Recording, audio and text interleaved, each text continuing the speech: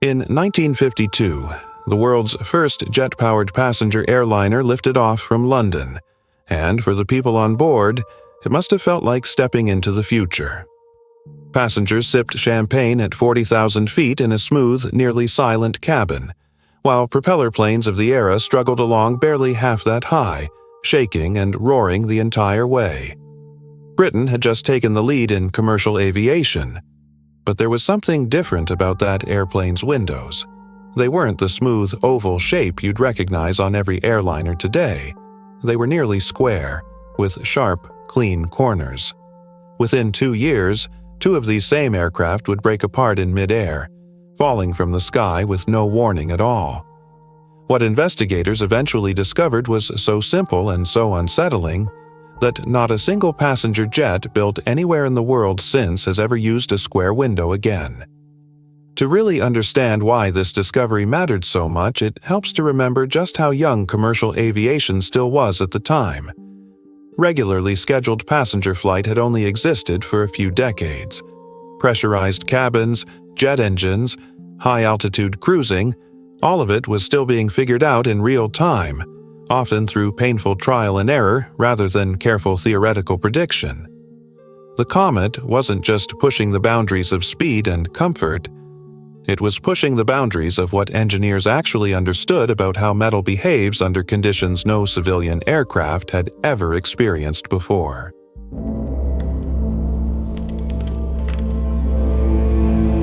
The aircraft was the de Havilland Comet, and when it entered service with BWAC on May 2, 1952, it wasn't just an improvement over existing airliners.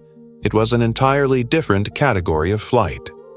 Propeller aircraft of the era typically cruised at around 20,000 feet, low enough that turbulence and rough weather were simply an accepted part of flying.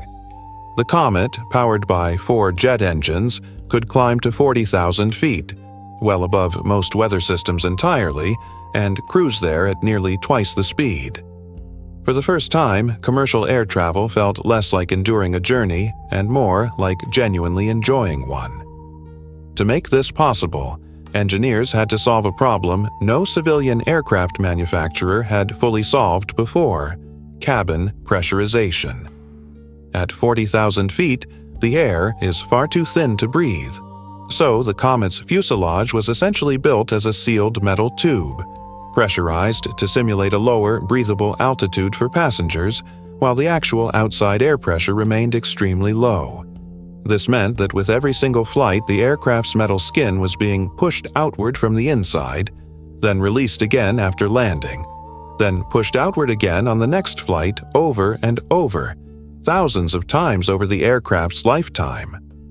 At the time, this repeated stress cycle, known as metal fatigue, was a poorly understood phenomenon in aviation engineering.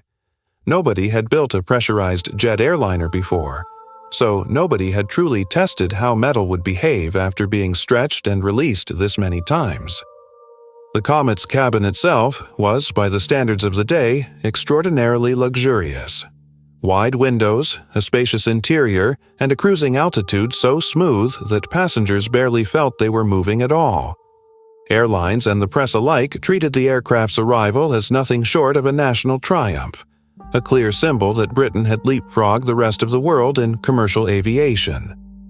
Orders poured in from airlines across the globe, and for a brief moment, it seemed as though every future passenger jet on Earth would be built to a British blueprint. It's worth pointing out that de Havilland's engineers weren't careless or naive. They were, by every account, some of the most skilled aircraft designers of their generation, and they had genuinely tried to account for the unusual stresses a pressurized jet cabin would experience. The problem wasn't a lack of effort or expertise. It was that the entire discipline of metal fatigue analysis, as it applies to aviation, simply didn't exist yet in any rigorous, tested form. De Havilland wasn't just building an airplane. In a very real sense, they were also building the field of knowledge that would eventually explain why their airplane failed. For nearly 2 years, the Comet flew successfully, carrying passengers across the world in record time.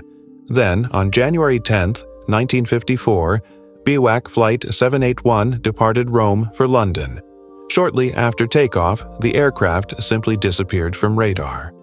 Wreckage was later found scattered across the Mediterranean Sea near the island of Elba. All 35 people on board were killed. Investigators were initially uncertain what had caused the crash. Some suspected an engine fire. Others considered sabotage. The Comet fleet was grounded briefly for inspection, modifications were made, and after officials concluded there wasn't enough evidence to keep the aircraft out of service, the Comet returned to the skies. At the time, this decision seemed reasonable. No wreckage had been fully recovered from the seafloor yet, and without physical evidence, investigators had little more than theories to work from. Airlines were understandably reluctant to ground an enormously expensive fleet of aircraft indefinitely based on speculation alone, especially when the Comet represented such a significant national and commercial investment. In hindsight, this gap between the first crash and the full grounding of the fleet would become one of the most difficult and debated aspects of the entire episode. Then, just 3 months later, on April 8, 1954, South African Airways Flight 201, also a Comet operating under a BOAC contract, departed Rome bound for Cairo. It, too, vanished from radar shortly after takeoff, breaking apart somewhere over the Tyrrhenian Sea near the island of Stromboli. All 21 people aboard were killed. 2 nearly identical aircraft, flying nearly identical routes, had broken apart in mid-air within the same 3-month window. This time, there was no question of continuing operations while investigators worked. The entire Comet fleet was grounded indefinitely, and its airworthiness certificate was revoked. Whatever was wrong with this aircraft needed to be found, and found quickly before anyone flew in one again. The pressure on investigators was immense.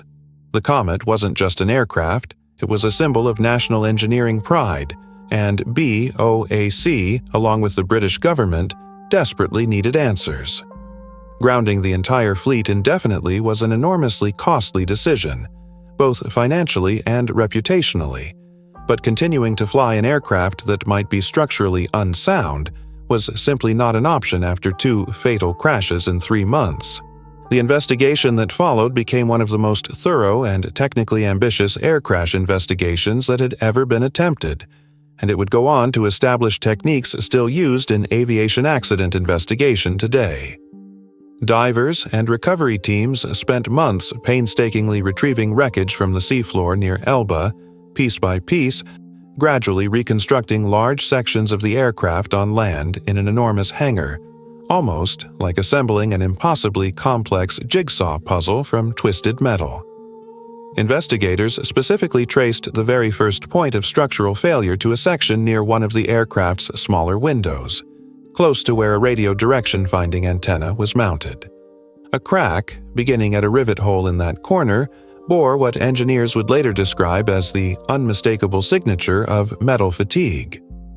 To confirm the theory, engineers at the Royal Aircraft Establishment built an enormous water tank and submerged an entire intact Comet fuselage inside it.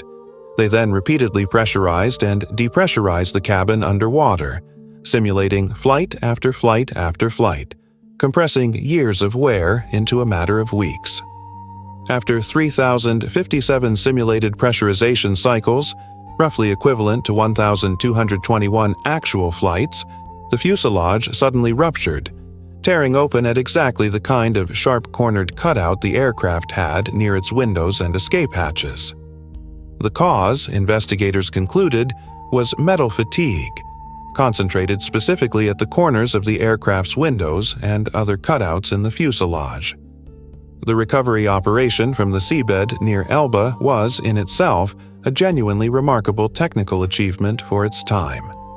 Divers worked in difficult open-water conditions, using techniques for locating and lifting aircraft wreckage that were, in many cases, being developed and refined for the very first time during this exact investigation. Pieces of the fuselage, some no larger than a dinner plate, were carefully catalogued, cleaned, and painstakingly reassembled inside a hangar, gradually piecing together not just the shape of the aircraft, but the precise sequence of how it had come apart.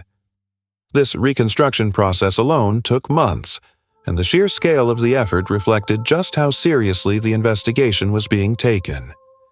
Investigators weren't simply looking for a single, obvious clue. They were trying to reconstruct, piece by twisted piece, the exact physical story of a catastrophic failure that had occurred thousands of feet in the air, over open water in a matter of seconds. Every fragment mattered, and every fragment had to be placed in precisely the right position relative to the others before any meaningful conclusion could be drawn. Here's the part of the story that engineers still teach today, because it's such a clean, almost elegant lesson in how physical forces actually behave. When you apply stress evenly across a smooth, continuous surface, that stress spreads out relatively evenly too. But introduce a sharp corner, like the nearly square windows on the Comet, and something very different happens. Stress doesn't spread evenly around that corner. It concentrates there, piling up at that single point far more intensely than anywhere else on the surface. Every single pressurization cycle placed enormous, repeated strain precisely at those corners, gradually growing microscopic cracks that were invisible to the naked eye until, eventually, the metal simply couldn't hold any longer. It's worth being precise here, because the popular version of this story often gets simplified a bit too far. The window shape wasn't the only factor at play. The Comet's fuselage skin was also thinner than later engineering standards would allow, and the rivets used to assemble the aircraft's frame created small additional stress points of their own around each hole. In other words, it wasn't simply square windows are dangerous. It was a combination of a relatively thin metal skin, imperfect riveting techniques, and, critically, sharp-cornered cutouts that concentrated stress far more intensely than anyone at de Havilland had anticipated when they designed the aircraft. But of all these contributing factors, the window shape became the most vivid, most visually understandable lesson, and it's the one detail that permanently changed how every airliner on Earth has been built ever since. There's a simple way to picture why corners matter so much here. Imagine tearing a piece of paper. If you try to tear straight across a smooth edge, it takes real effort and the tear tends to wander unpredictably. But make one small notch or cut first, and the paper tears easily and precisely from that exact point every time. A sharp corner acts as exactly that kind of notch in metal, an invisible starting point that concentrates enormous force into an extremely small area, allowing a crack to begin far more easily than it would anywhere else on a smooth surface. Following the investigation, de Havilland redesigned the Comet with a thicker fuselage skin and distinctly rounded, oval-shaped windows, engineered specifically to distribute stress evenly rather than concentrated at any single point. The redesigned aircraft, the Comet 4, would go on to fly safely for decades. But the impact reached far beyond one manufacturer's design choices. Following the Comet disasters, aviation authorities around the world fundamentally rewrote the rules for how passenger aircraft were designed and certified. Manufacturers were now required to demonstrate, through extensive physical testing, that an aircraft's fuselage could withstand tens of thousands of pressurization cycles without failure, essentially simulating an aircraft's entire operational lifetime before a single paying passenger ever stepped aboard. Every commercial jet built anywhere in the world since has used rounded or elliptical windows for exactly this reason. It's such a deeply embedded standard today that most passengers glancing out their window at 35,000 feet have never once wondered why that window is shaped the way it is, or that its rounded corners exist because of a hard, costly lesson learned from 2 catastrophic crashes 70 years ago. There's also a broader irony worth noting. The Comet's early struggles opened the door for American manufacturers, particularly Boeing with its 707 and Douglas with its DC-8, to take the lead in commercial jet aviation through the remainder of the 1950s and beyond. Some aviation historians argue that Britain's early lead in jet travel, so triumphantly established in 1952, never fully recovered from what happened over the Mediterranean just 2 years later. It's worth noting that the story didn't end in tragedy for de Havilland entirely. The redesigned Comet 4 went on to make the first-ever scheduled transatlantic jet crossing in 1958, narrowly beating Boeing's own 707 to that particular milestone. But by then, the momentum in the commercial aviation industry had already begun shifting decisively toward American manufacturers who had watched, learned, and applied the Comet's costly lessons to their own newer designs without ever having to pay the same price themselves. It's worth sitting with the full scale of what came out of this tragedy. 99 people lost their lives in 2 crashes that, at the time, seemed almost impossible to explain. But the investigation those crashes triggered fundamentally changed how every aircraft on Earth is designed, tested, and certified. And in the 70 years since, no airliner has ever again suffered the exact kind of pressurization fatigue failure that brought down those 2 comets. It's a strange kind of legacy. A design flaw so specific, so seemingly minor, a rounded corner instead of a square one, that it's easy to overlook entirely. And yet, it's quietly present on every single flight taken anywhere in the world today, in a detail so small most passengers will never think to notice it at all. Perhaps the next time you're on a plane, glancing out at the clouds through that smooth, curved window, it's worth remembering that its shape isn't simply a design choice. It's a permanent, physical memorial to a lesson the aviation industry only learned the hardest way possible. It's also worth remembering just how quickly that lesson traveled. Within a few short years of the Comet investigation's conclusion, fatigue testing of this kind became standard practice at every major aircraft manufacturer on Earth, not just in Britain. A tragedy that claimed 99 lives over the Mediterranean effectively rewrote the design rulebook for an entire global industry. And it did so quickly enough to prevent the same failure from ever happening again, on any aircraft, anywhere, in the 7 decades since. There's a certain quiet justice in how this story ended up shaping the industry. The engineers who designed the Comet weren't villains, and the passengers who boarded it weren't taking some reckless gamble nobody could have anticipated. They were simply among the first people anywhere to fly at the very edge of what engineering knowledge could reliably guarantee at the time.